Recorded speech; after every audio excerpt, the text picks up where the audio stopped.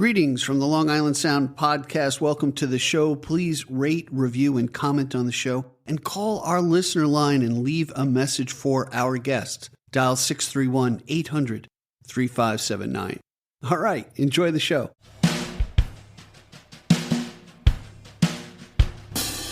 Welcome to the Long Island Sound podcast, where we explore the muse and the music, from the North Shore to the South Shore, from New York City to the Hamptons, navigating the wellspring of original music from singer-songwriters and musicians from Long Island, New York. Hi, I'm Steve Yusko from GigDestiny.com. Stay tuned as we explore the Long Island Sound. You are in for a rock and roll treat in today's episode. There's no apologies from the Somehow Sorry Band. You'll meet the fun-loving duo who formed the core of the band, John and Rainey McCarthy, who bring energy and excitement to our conversation and through their original music. We'll uncover the artists behind the music and learn how they navigate the music industry waters of the Long Island Sound. Here's a sample of what you can expect as we play one of their many songs, Baby Jaded.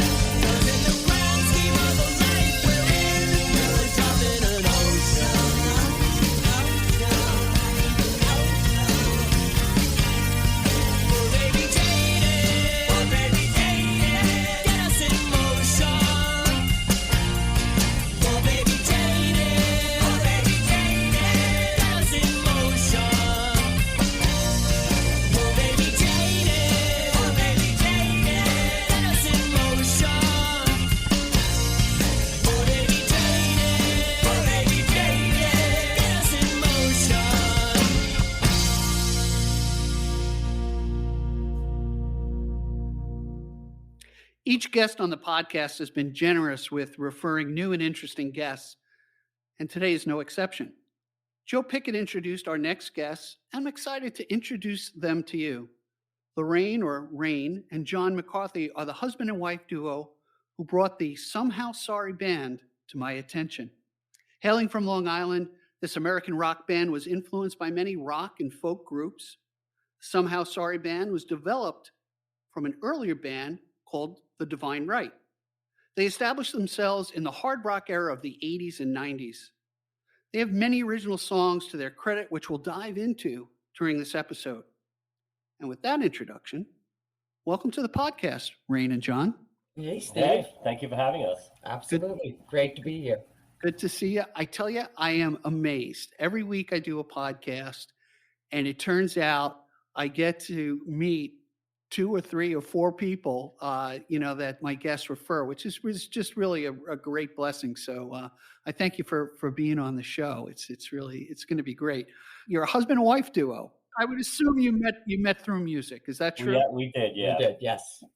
Back in like 4th grade, or No. give me some background to the 1991, Early 90s. 92. Early 90s. Yep. Okay, all right. Now I'll start with you. Where did you get your musical chops? When did you pick up an instrument and start to play? And Folk group, church, okay, about 14. nice. The Kumbaya and Yeah, we actually had a very cool folk group. It was all guitars. It was guitars and tambourines. Right. So the pastor of the church was unique in that sense. It wasn't like hallelujah kind of stuff. So we actually rocked it up a bit. Nice. And it's for credit to the St. Matthew's folk group. I'm going to plug them. Oh, you have Dix Hills, right? Dix Hills. We actually played in Madison Square Garden for the Pope's inauguration. Oh my God! Wow. How crazy is that? Little bit of That's my pressure, big huh? claim to Yeah, fame. really. And I was 14. And John, how about you? How did you start? I started playing the guitar probably around 11 or 12 years old. I had a friend who lived up the street from me, and he was playing, and he was a big Beatle fan, so he kind of turned me on to that whole sound, and it just kind of went from there. And I went and took lessons at a regular music store once a week, and I did that for about a year, and most of that was reading, and I kind of play by feel, so I didn't stay with the lessons. I might have done it for about a year, and then I just kind of went off on my own journey, and it's Nice. been that way ever since. Yeah. Yeah, I know how you feel. I started guitar late in my late 20s. I Mhm. got past the first 3 chords, and it was too damn hard. It's not easy. Yeah. And that guitar, which is on the wall still, Right. sat for a long time. And what helped me, to be honest with you, was YouTube and Right. and guitar tabs. Once somebody could show me, Yeah. and then I got the bug. There's always Yeah. that one influential person who invites you, say, "Oh, come play along with us." Right. Which that happened in my life. I was totally horrified how I played, but I was inspired to get better because I thought I could. Right. That's Yeah. awesome. Me, Yeah. I wound up lying. I could play maybe 1 or 2 chords, and I Right. wanted to join the folk group so much. I lied to the church. First thing is, That's why they have confession. And I lied to the church. I lied to the church and said I could play, when in actuality I knew maybe 1 or 2 chords. But what I did was I followed the hand Well, pattern. you fake it till you make it. That's all. right. You took the words out of my mouth, brother. And then from there, I guess I never thought I could sing. That wasn't really I just wanted to play the guitar. Mhm. And because my sister used to make fun of me all the time when I would try to sing, so I figured I couldn't sing. Right. And then one day someone heard me, and then it went from there. You got to sing. I'm like, oh my God, Somebody no. encouraged you. That's what Somebody you need. You need encouraged someone me, who yes, encouraged you. yes. Right. Well, leave it to siblings that'll knock you down a peg, and hopefully you bounce back. Right. Today she is my biggest fan, so I will give her a thumbs up for that. That's nice. You know what? It's a lot of work. Just find. You know what I struggle with? I struggle with finding that first note to lead Mhm. off a song. Right. And my wife will attest to that with great tenacity. that's that's one of my struggles. So out of the gate, you're both in your early teens, and you get the itch, so to speak, to do this. Oh yeah, definitely. Who's well, before we jump even further, who are the other members of the band? Just give us a little background. Oh, sorry. Yeah, no, apologize. Paul Magiri, bass player. He happens to be my eldest nephew. Okay. And James Bosco, Jimmy, drummer. Excellent, excellent. And were they part of the Divine Right group at all? Like, did they morph out of that, or you guys are the two original members of that group? Johnny wasn't an original member, but he was a very early starting member. I started the band with a guy by the name of Rob Henderson, guitar player, and he was more one of those closet kind of players. And it was more, yeah, we got to do this. We got to get a band. We got to do it, you know. So we weren't expecting to get a second guitarist, except that our drummer at the time kept saying to us, "You got to hear Johnny McCarthy. You got to hear Johnny McCarthy." And I'm like, yeah. So sure enough, he brought him along one day, and he sat on our front porch at Rob's house. And we said, "You want to try to jam? We hear a lot of good things, you know. And you never know what you're." Yeah, right, exactly. You know? And sure enough, he came down to a practice, and we were like, "Wow, okay, definitely a great guitarist." And lo and behold, after we had him join the band, I had him start singing, so that really brought things to life for us. But Paulie was just about 14 or 15 when we started playing, and he would come to. We used to sneak him into gigs. We were in Sundance and Tommy Knockers and the Roxy, all the clubs he shouldn't have even been in. Right. We used to sneak him in because he was just so in awe, because he was a guitar player. Is a guitar player, excuse me. And then Jimmy came along later on by answering an ad. Wow, that's great. And now since you got the nephew in, it makes the band more solid. You know, he ain't leaving. No, he ain't going. When Divine Right, we played with Divine Right, I guess it was about 7 or 8 years, and we were more of a hard rock metal. Metal. I'm not really a metal singer at all. My roots are based in folk music, you know. Sure. I like Carole King, stuff from that era, John Denver, really a mellow side. But yeah, I love the stage and rock and roll, and because there's nothing like it, you know. Wow. So from that, you know, we decided years later, after the band broke up, Divine Right broke up. A couple of years later, we decided to form another band. We figured we'd try again. Johnny and I were only friends, by the way. Yeah. Sure. Oh, no. Come on. He just, by the way, for the audience listening, he just held up the okay sign. Smart man. We totally were. We were friends, and I knew he liked me. But we were best friends, and when we started singing together, we would play a show, and 2:00 in the morning, he would come down into the studio after the show. We were just exhausted, you know, and he'd start playing, and we'd sing, and that's how we kind of crafted our sound. And then after Divine Right broke up, about a year later, I had Jet Giant tickets. Okay. And I was like, you know what, let me give McCarthy a call. Maybe he'll want to go. You know, I'm not thinking it was a date. Yeah, sure.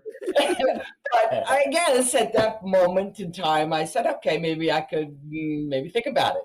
Yeah.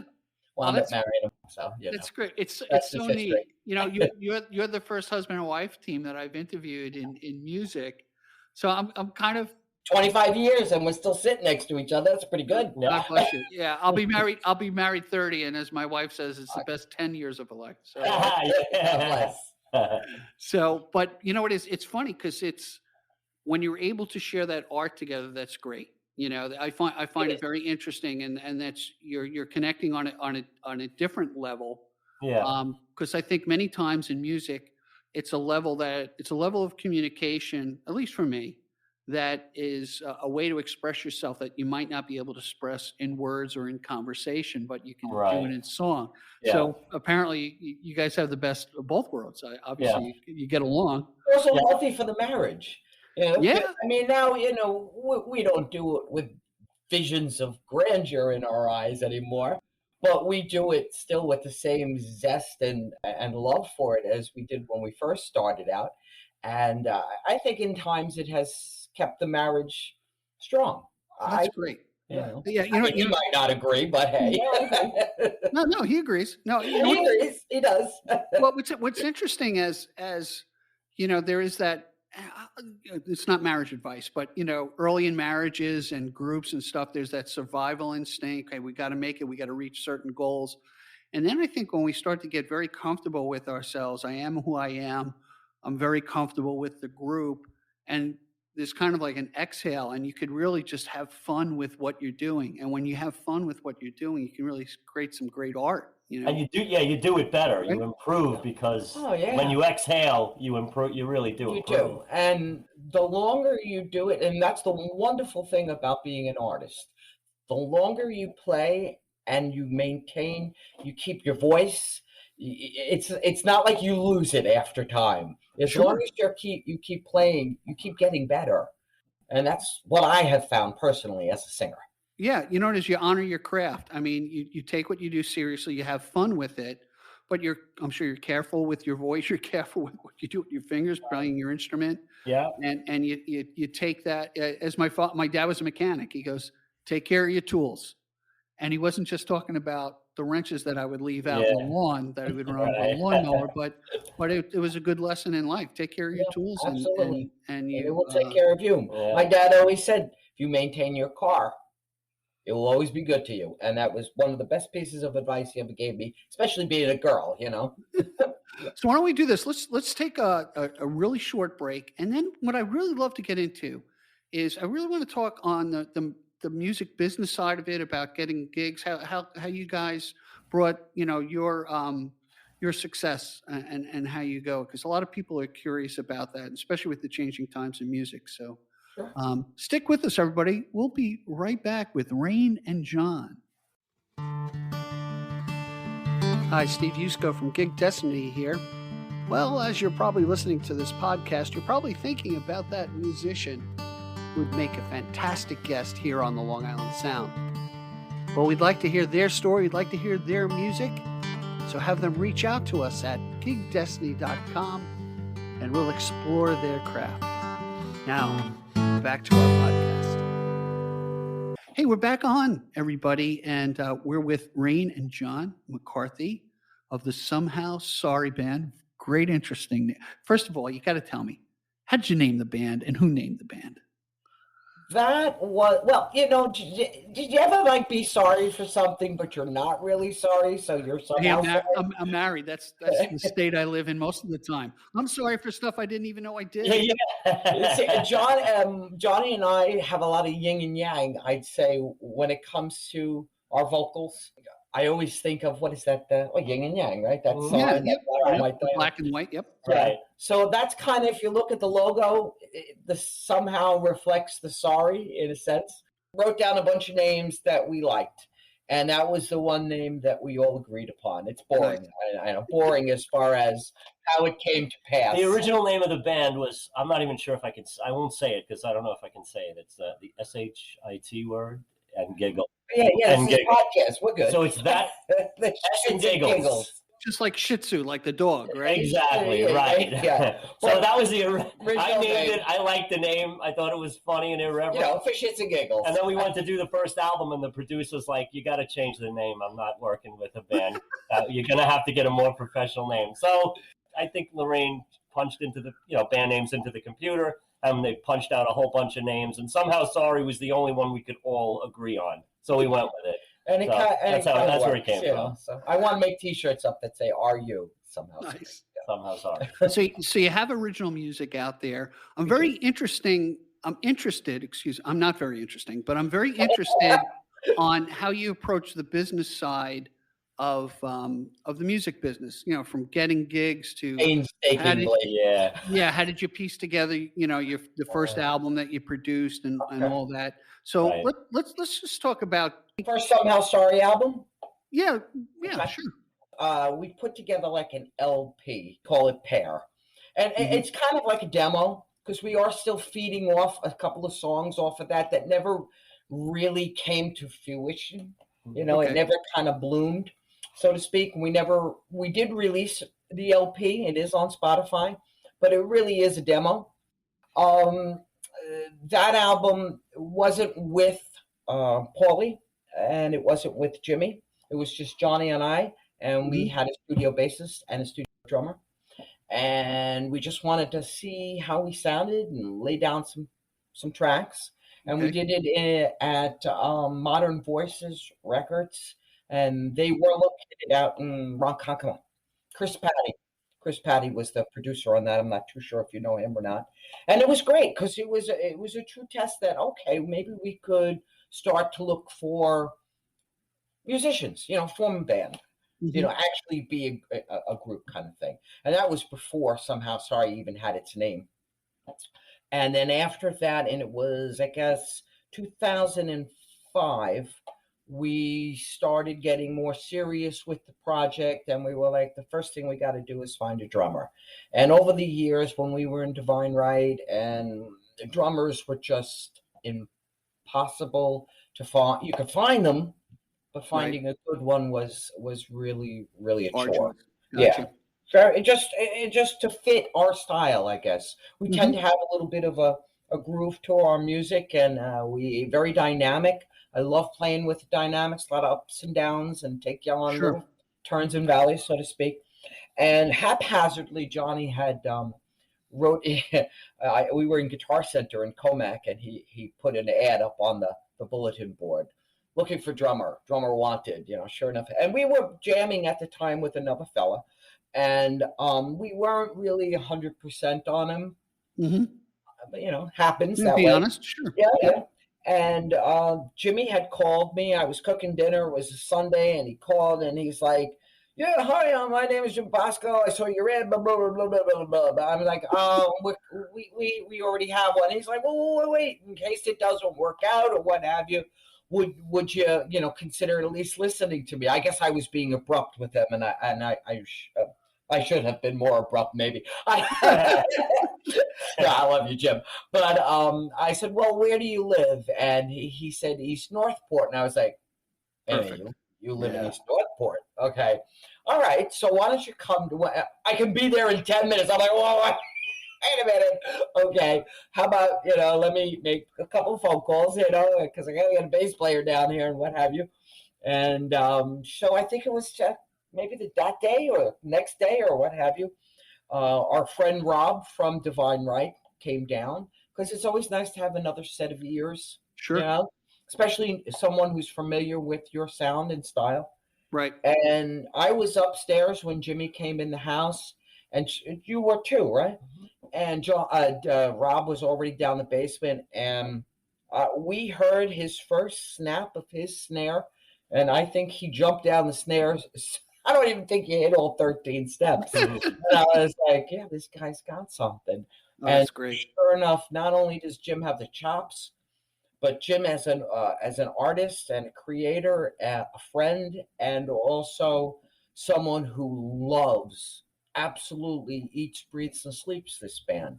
And at our age, not saying we're old, but, we are adult musicians. You don't really find that. Yeah, you need that energy. You need that energy to motivate you along. Bad. He really does. Nice. He's a kid at heart. Truly, he is. When it comes to the music, when it comes to our music, I should say. And then we were jamming with a bass player we started to jam with by the name of Chris Warren, another very good friend of ours. God rest him. He did pass away a few years back. Sorry. And Paulie, my nephew, would come to the shows, and he was older then. He could get into the bars at that point.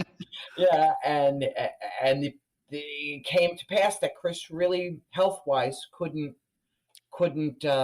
commit. And he knew we needed somebody to commit. So Paul was like, I'll do it. I said, yeah, you gotta play the bass. He was a guitar player. How often does that happen? Yeah.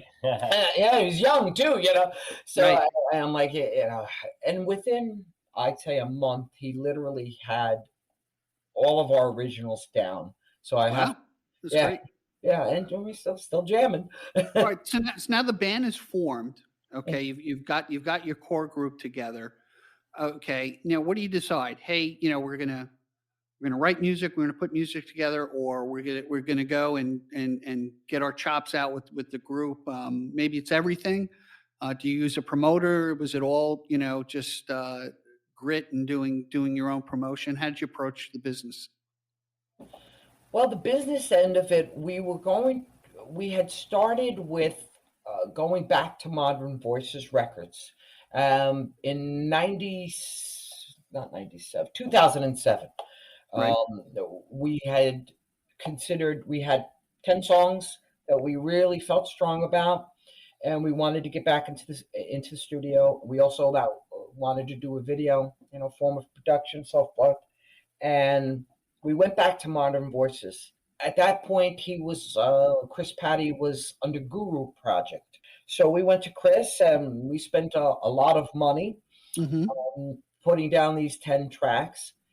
And we got 10 songs out of it. Some of them on that album we are very proud of. And some of them we feel that, certain recording techniques could have been, elaborated on. Gotcha, sure. Right. I don't know. But we had hoped that Chris was going to be able to do some promotion and so forth, but it really didn't work out for us as a band. So at that point, the independent artist was becoming extremely the way to go. Right. And we felt at that time it was time to make a break and go about it under our own esteem. So we started doing some festivals and started pushing the album, and everything was really starting to percolate for the first initial 2 years. Wow. And sadly, in 2009, Jimmy was in a terrible car accident where he was on a bicycle and he had gotten hit on a bicycle. So that side railed us for 10 years, believe it or not. Wow. And the height of the recession, 2009 kicked in. So a lot of difficulties. Craziness went on there. So at that point, Johnny and I continued to play acoustically and write.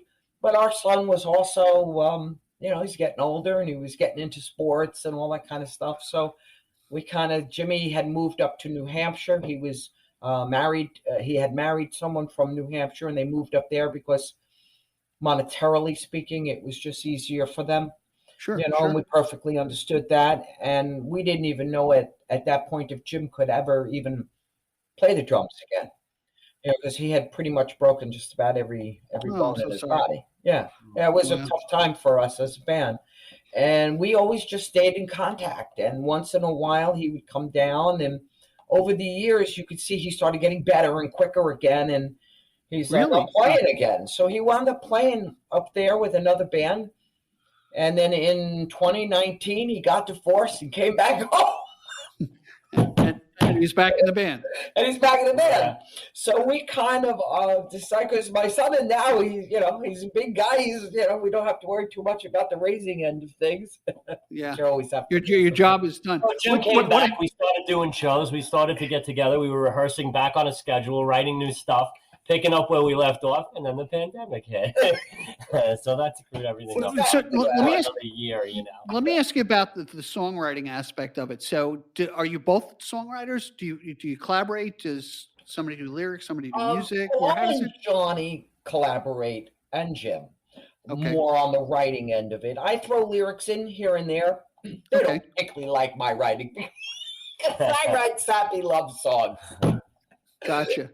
No, but we have collaborated. Yeah, we all kind of do. We all kind of contribute to it. That's really neat. You know what? I was just thinking as you were talking about your drummer and the accident. It's amazing how those people that I've known and I know a couple have had terrible accidents, how their instrument really was the physical therapy to bring things back for them. Right. Yeah. And woodshedding your instrument is like woodshedding physical therapy, Yeah. But if you're able to try to get back to where you were, drums are a very physical instrument. Yeah, exactly. Guy broke his back. We never officially broke up, but we really had our doubts about whether we'd ever play with him again. Right. You were sidelined. You don't know what life's going to throw at you. And then finding a drummer of Jim's caliber is hard. And we were like, oh my God, we're going to go down that road again. Yeah. Right, exactly. So it's interesting. What I find interesting, especially because you've gone through these different phases of the band, and then throw the pandemic on it, which really threw a monkey wrench into things. It also gave people time to be creative, in my view. It also gave many people time to say, how do I get my art out there? How do I make a living, particularly if you're making a living as a musician? Right. I've seen a lot of cool things on Facebook and Twitch. I'm getting into that now. It's just another platform that's very interesting Right. that people are exploring. But then, I was thinking about, and you mentioned you have songs up on Spotify, and yeah, I've quoted this in other episodes where the printing business totally changed when the desktop printer came along. Right. Same thing with the music business, in that you can get your stuff through CD Baby or whomever Absolutely. up on everything. Mm-hmm. Unfortunately, the monster Spotify's, which this podcast is on Spotify, Right. the artist gets, an eighth of a tenth of a nickel Right. if Right. they're lucky. So Yeah. they're using your art, and what do you do is the big question. So festivals, yeah, go ahead. I don't mean to answer for you, but I'm curious about your perspective. We wrote our latest album, Same Great Taste, during the pandemic. We did the basic recordings at EKO Productions in Deer Park. Fabulous recording studio, fabulous bunch of guys that run it, also live rehearsal. Okay. And then we brought them back, and I said, I'm going to engineer this. And by the grace of God, I don't know how, but I learned I learned how to record. I did all of the tracks. We did it here, right at home, right in our home studio. What did you use? What platform did you use? I'm just curious. Cubase. Cubase. Yep. Cubase. Okay. My friend Mike Nugent is a Cubase guy too. There's Prologic, Cubase. Yeah. Yeah. Right. And that's what we did during the pandemic. I was out of work during that time. Johnny was down to half days, right? Every other day kind of thing. And when we got back together in 2019, and Jim had moved back, so we picked up where we left off. And hey, there's the cat. And when we started to get some good shows, actually, we were excited. We did My Father's Place in Roslyn. We did a couple of places in Huntington, and these were our first shows in 10 years. We were excited to kind of get back on it and do it. And then when the virus hit and everything shut down again, we were like, wow. So at that point, we looked at each other and said, well, maybe it's time to make the second album, It had been like 10 years. So we were like, and we had always said, so if we could get that sound that we get at EKO. And I'm like, well, let's talk to Steve Forcelli. He's one of the owners there.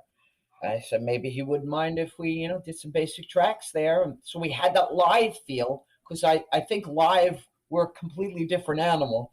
So we did the basics there, and then we came back and recorded it here. And then Chrome Orange is a recording studio. Mark Gady, he used to work over at Tiki. He was an engineer for Tiki, at Tiki Recording Studios, excuse me. And he helped me along with all the learning of the Cubase. And he did some mixing for us. And then we wound up mastering it through kind of combination with Chrome Orange, mastered a couple of tunes, and then we use Major Decibel also to do the mastering for us. And for the year and a half, we were making an album. Well, you know what they say: necessity is the mother of invention. Yeah, exactly. Just like with this podcast, I had to learn. I use Audacity to put it together, and when I jump into something, I jump in with 2 feet, and you figure it out. And you get learn as you go. Sure. Learn as you go. Fake it till you make it. We said that earlier. That's right. I got to ask you this. I'm sorry, I'm jumping on you. No, jump away. Right before the how did you land the new My Father's Place in the Roslyn Hotel? How did you land that? It's just through connections, or actually, my girlfriend was or is, I'm not too sure, dating one of the guys that either worked there or is Epi, Epi Epstein, sure. Epi Epstein's right-hand man. And she said, you got to call Epi, talk to him, blah, blah, blah, blah, blah. And I'm like, I don't call Epi. I don't know Epi. She goes, oh, no, he's doing original bands again. And this is when the whole new My Father's Place came to be. And we're old enough to remember Epi and who he is and the legend that was his. Yeah, so we were like, wow, imagine getting a gig there. I mean, when I was a kid, my sister was going to the club. I wanted to be there, but I wasn't old enough, Yeah. Right. So I did call him. I called him and I said, hi, I was introduced, by so-and-so. And I have a band. We're original. It's called Somehow Turns out he's Sorry. a very personable old chap, and you like He that. is. Really is. He's the best. And Yeah. he's like, I'm not. He goes, do you know other original bands that have talent? And I was like, I know a couple. Yeah, you know. Well, what's Says, interesting, I'll have you play a gig here, and can you book me some bands? And to this day, I still book bands for Epi. that's great. He's I haven't met him. He did an episode with Mike Nugent, my guitar teacher and my good friend. And what's interesting about what I heard about Epi is Epi wanted to stay true to his brand in the new My Father's Place. And I'm only getting this third hand is that, hey, you know what? I have the up and comings and the people that are on their way, were famous and original and what have you. And the rumor that I heard was like, they were pushing him to do, tribute bands and cover bands and stuff 100%. like that. And he said, that's not Epi Epstein. That's not Epi Epstein. Right. He is true to the original artist. Which is great. And you know what? That is really, of my limited time in this podcast, it's hard to find venues that are willing to take the leap on original music. Yeah, it's hard. It's a hard thing. When we were in Divine Right, and this is no lie, there would be lines lined up. We were nobody, but there were people lined up 100-fold to get into the door. I don't know whether it was the drunk driving changes, the changes in the drinking ages, everything like that changed things. But the scene on Long Island is all, we as a band now, we play, we still are true to our originals, but we do play covers. You gotta play. I want to play. I gotta have an audience. I'm not a singer without an audience. Agreed. I don't know if you can. The audiences are a little less open-minded than they might have been 30 years ago. Club owners, they want the money. And I can't blame them for that. It's a business. Yeah, they got to make money, that's sure. But thankfully, through playing the covers of recent, we have definitely started to, the wheel is turning, That's great. So and we do very well on Spotify, thank God. You know what it is, you got to be tenacious about it and keep putting your art out. And that's one of the reasons why the Long Island Sound podcast was made, was really to give a different platform to kind of expose artists. And there are so many great artists on Long Island. I mean, I can see doing this podcast for another 10 years. It's just there's so many people to discover, and that's my hope for the audience, is that they discover. And with that note, what I want to talk about is, let's talk about the next original song that we're going to have the audience here, called Let It Burn. So just give us a little background in it, and then introduce it, and we'll let the audience judge for themselves. Let It Burn is about what we've been going through, the times of today. And I think if you listen to the lyrics in it, you kind of get the gist of the song. It was a great little rock and roll track that I actually wrote, and then when Let It Burn was written originally in the last gasp of Divine Right, when we were ending that band. That was like one of our last tracks, and we actually recorded it in Tiki, and we did a rough recording of it, and then it just it sat on a shelf for many years. And when we were doing the new album with Somehow Sorry, we just thought, hey, remember that song Let It Burn? Why don't we dust it off and see if we can, see what Jim and make Paulie something out of it. And it turned out to be a really good track, and we really liked it. It's actually one of my favorites on the album, and it was one of the later tracks. It wasn't one that I was like, okay, we're going to definitely do this song or what have you. So let's see what it comes out to sound like. And to my it came out chagrin, good. It came out pretty cool. All right. But it's definitely about what we're all going through right now. Excellent. So, audience, listen up to Let It Burn, and we'll be right back after the song.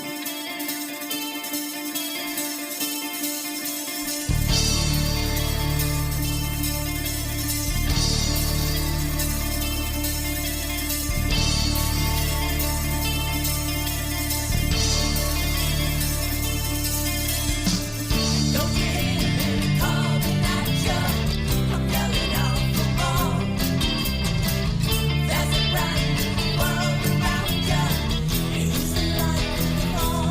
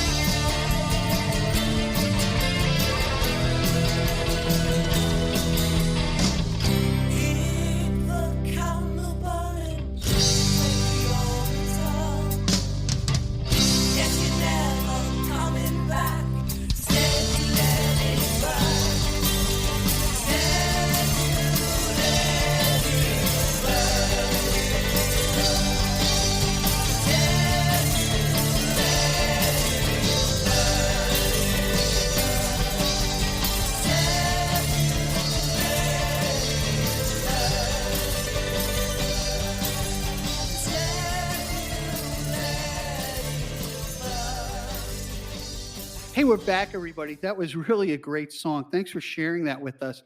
What I really I'm really interested in, Rain and John, is you just put this album out in January, okay? Some people think, hey, I did the hard work, wrote the songs, laid down the tracks. Tell me what it's like. What do you do to expose this music, this art to the world? Absolutely nothing. No, Thanks. We're done. Yeah, we did what we had to do. Yeah, I'm going to bed. I think we don't look at it as, oh my God, something has got to happen with this album. Okay. Matter of time. It was a labor of love, and I always say to everybody, like, people ask me, why do you still do this? It's just because I love it. I absolutely love it. It's so much fun. It's completely different. People are like, "You're in a what? You're in a rock band?" I'm like, "Yep, believe it or not, I am guilty." So we don't really have I don't have expectations, but I do believe there are some really good creations on the album. As far as what we're doing to get it out there, right now we are in gig mode. Everything, because we haven't been playing because of the COVID and the pandemic and everything else. And it's starting to open up now. Thank God. I agree. And we're actually getting calls, for gigs, which hasn't happened in a long time. Exactly. So it's nice to see that. That is. So there is a churn going on. We happen to be doing well. The album is doing, it's doing well as far as I'm concerned. We have about 2,000 monthly listeners. And congratulations. I think that's pretty good. Yeah. For nobody band, I don't think it's half bad. At least it's starting to churn a little bit. So, we started out, we had maybe 2 listeners for I don't even know how long. So it's starting to branch out, and I can see it in other places too. I can see it in YouTube. I can see it in Facebook. I can see it in random people just saying, hey, when are you guys playing? We're playing an acoustic show actually this Saturday night. And bunch of people are like, wow, what time and where? And I'm like, that's who great. Are you? So that's a good thing, yeah. So just to get to the mechanics of it, for those who don't know, so you cut the album, you go through it, you have it mixed, you mix it yourself, whatever. Is now, do you CD baby? Like, how do you get it on Spotify? Is that, how do you take that step? My digital distribution is with. She's searching now. The brain is working here. Oh my Lord! I am getting old. Let me go to the trusty phone here. And by the way, while you're looking at the trusty phone, just so you know, and I'm happy to do this, I'm happy to put your gigs up on the Gig Destiny site. Yeah. So for those who want to know where the Somehow Sorry band is, we'll have links to your website. But the events will also be on our calendar as well. So as people listening to this episode, and you can always find us at somehowsorry.com. Right. Somehow Sorry. And that'll be in the chapter link as well. For those it's the guy with the dog. Let me just flip. I'm not losing you here. It is. Oh goodness gracious! I'm trying to think of this. She's going through her Rolodex right now. I am. I can't even think of the distributor. How old am I getting? It's a distributor. No worries. It'll do a distributor, and they got the songs out on Spotify, and they do the work. They do the work for me. All right, good for you. Yeah, thank you. On the story. We just watch the money roll. It's rolling. Yeah. Rolling. Hear the register dinging in the background. Oh yeah, it's dinging all right. In the wrong direction though.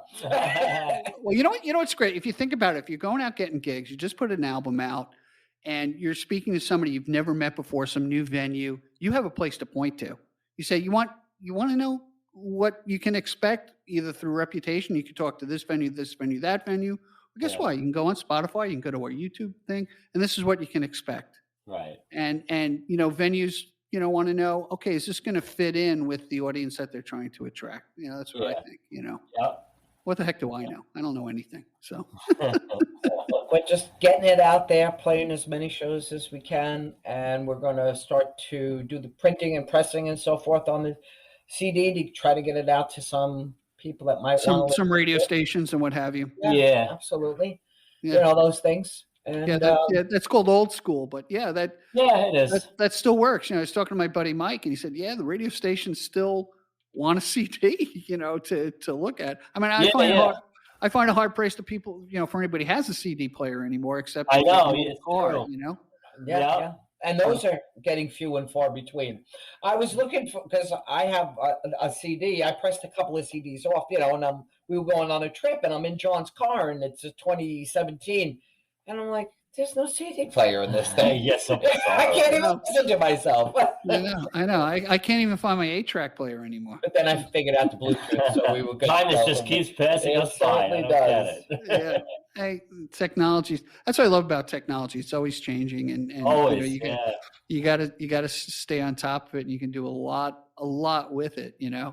So it's really exciting just having a couple a married couple that's in a band together. I think this is the coolest thing. It's unique. And you're not fighting.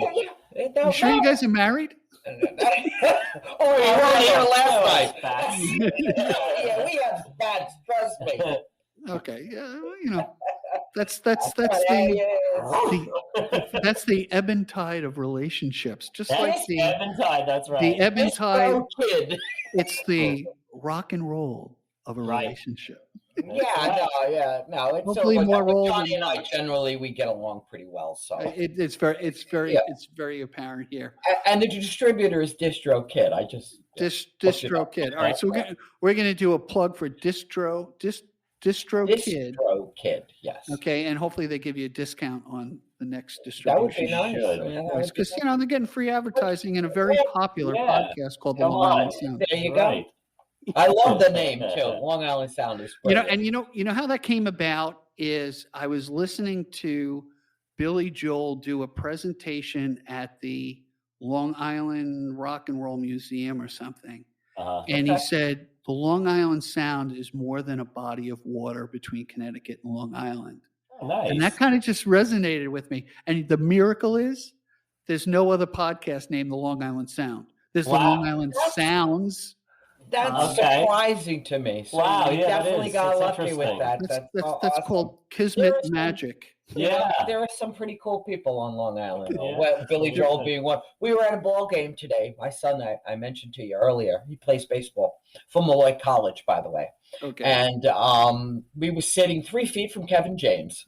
The comedian.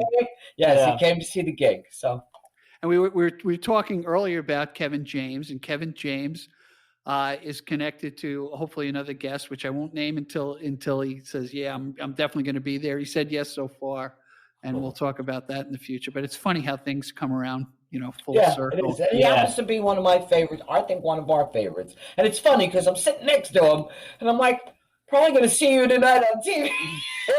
In a rerun, right?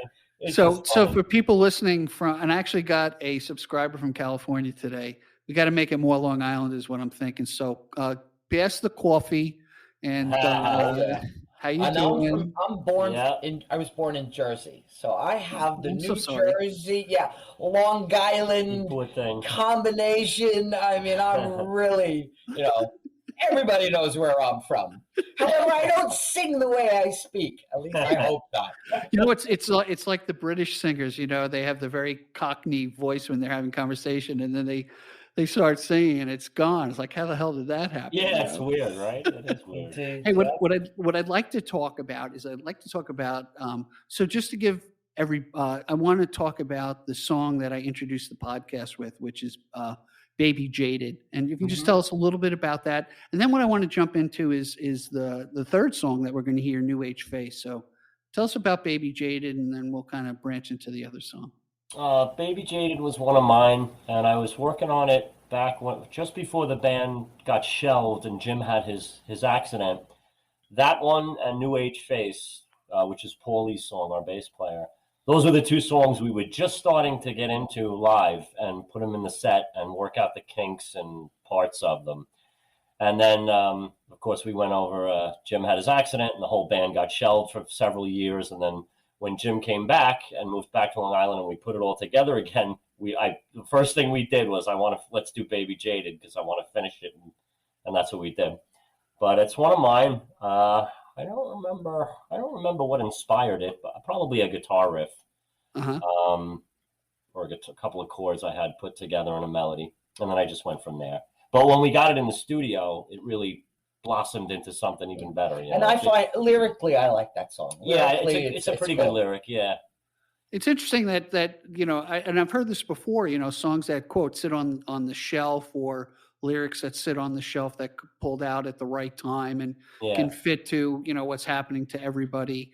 It's just interesting. It's like wine. It's now's the time for the song. It wasn't meant to. It wasn't meant to come out 5-6 years ago. Yeah, exactly. Yeah. Okay. Timing is everything in life. Absolutely. But I wasn't gonna we had started it. Like I said, we started back before we took the whole hiatus. And I wasn't ever going to let it go, because if I get a song in my head that I write that I like, it never leave. It won't leave until we record it, and that's great. Now I can move on and do the next song. Another song I couldn't let go of it. On the album, "Sitting on a Sofa," was actually he had just before Jimmy's accident. It's like that was an old one. A meter for us. He had just written a chorus or something to that song, and when we were doing the album, I was.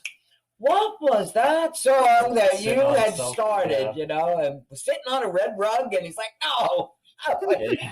And that turned out to be a really good one. Great track. Really good track on the album. And that's the track on the album that you just released in January, or? Correct. Right. Yeah. Okay. What's the name of the album again?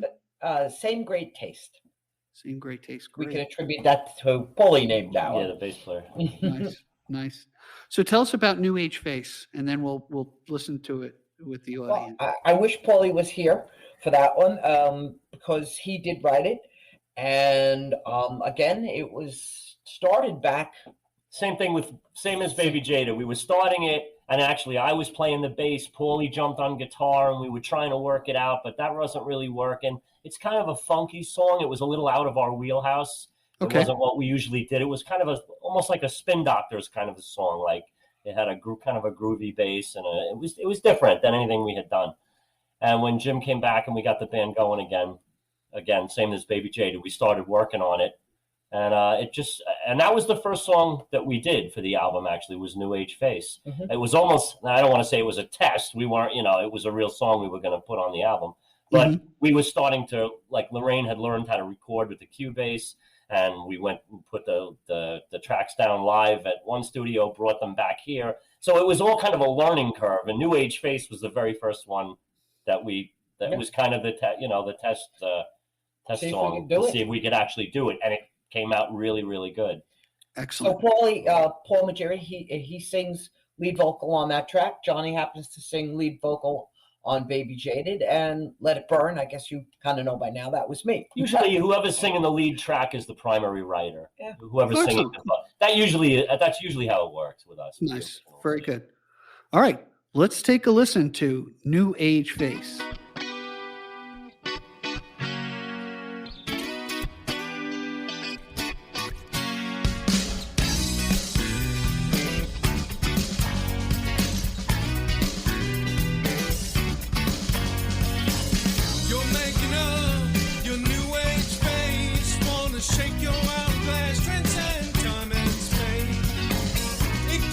Circumstance, round the same sweet romance.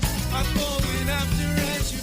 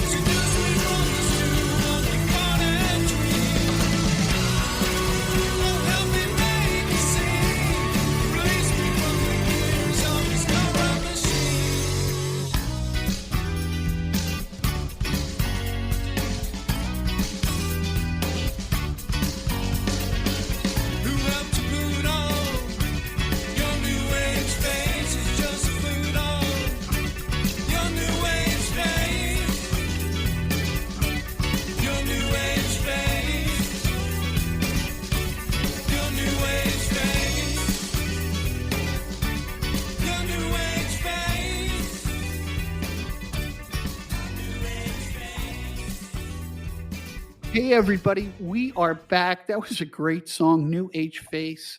And That's a rockin' little diddly, right?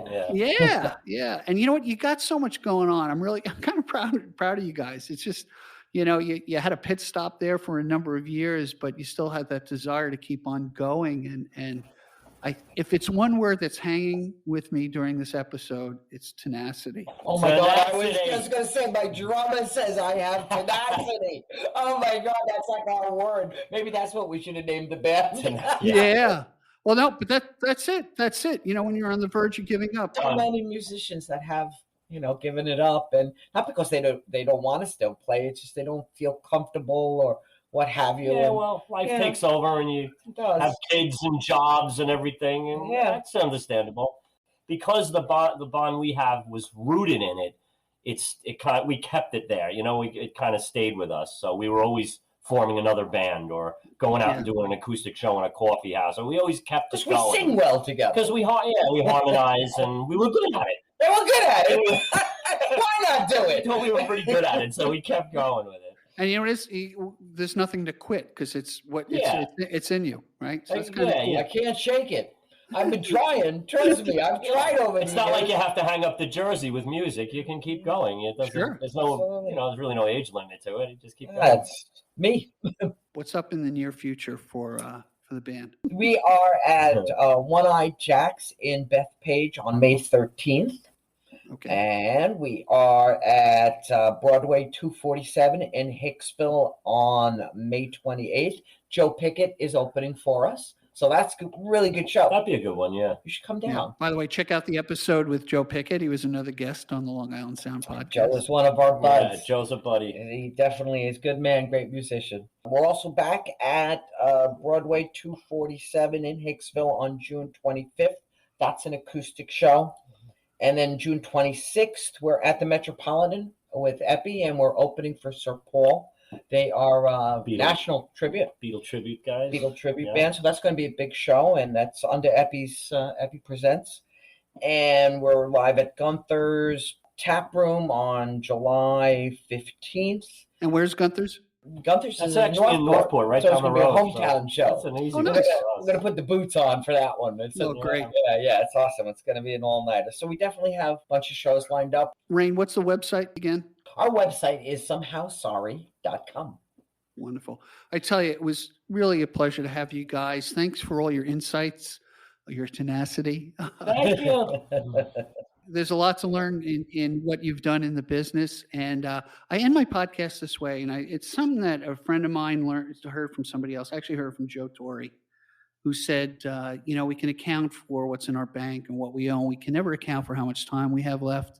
And the fact that you gave me more than an hour of your time and your story is been a blessing. And I thank you for that. Thank you. Well, thank you for your time. Much. Truly. I look forward to having you guys back on the podcast, and we're going to dive into your music. People will be able to hear it through the podcast and get the links to Spotify. And I wish you all the best. Okay. Thank you so much. Great being here. Yes. Be well. Peace. Bye-bye. Thank you for joining us today. I appreciate the time you spent with us. Please subscribe and comment and visit us at gigdestiny.com. Till next time, be generous with your joy, keep your spirits high, and let the music take you on a journey. Be well. Peace. Thanks so much for listening. Please rate, review, and comment on the show. We really love to hear from you. And call our listener line at 631-800-3579. Again, thanks so much. Be well.